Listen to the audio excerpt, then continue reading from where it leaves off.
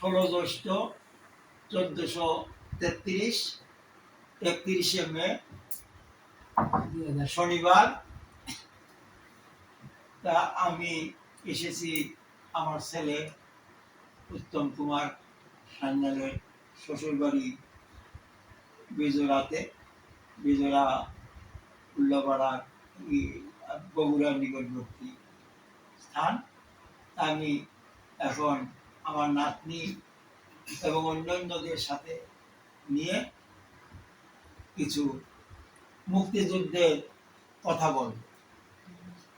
1971 সালে আমাদের দেশে মুক্তিযুদ্ধ হয়েছিল। এই 1971 সালের পূর্বে আমাদের এই স্বাধীন বাংলাদেশ ছিল পূর্ব পাকিস্তান নামে একটি প্রদেশ।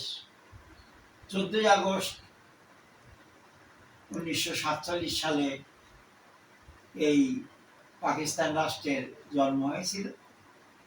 পাকিস্তান রাষ্ট্রের দুইটি প্রদেশ ছিল, একটি পূর্ব পাকিস্তান, একটি পশ্চিম পাকিস্তান। আমাদের এই খণ্ডের নাম ছিল পূর্ব পাকিস্তান। তখন পশ্চিম পাকিস্তানি শাসকরাই শাসন করত এই পাকিস্তান। তারা বিভিন্নভাবে আমাদেরকে বঞ্চিত করত। পূর্ব পাকিস্তানের অধিবাসীদের বিভিন্নভাবে বঞ্চিত করত, চাকরি বাকরিতে বঞ্চিত করত, বিভিন্নভাবে অত্যাচার নিপীড়ন করত। জন্য আন্দোলন সংগ্রাম করতে করতে এক পর্যায়ে 1971 সালে 26শে মার্চ এই বাংলাদেশে স্বাধীন হয়। 25শে মার্চ পাকিস্তানি সৈন্যরা অতর্কিত হামলা চালায় আমাদের বাঙালিদের উপর। বাঙালি পিপিআর, আনসার, অন্যান্য বাহিনী প্রথমে প্রতিরোধ যুদ্ধ করে।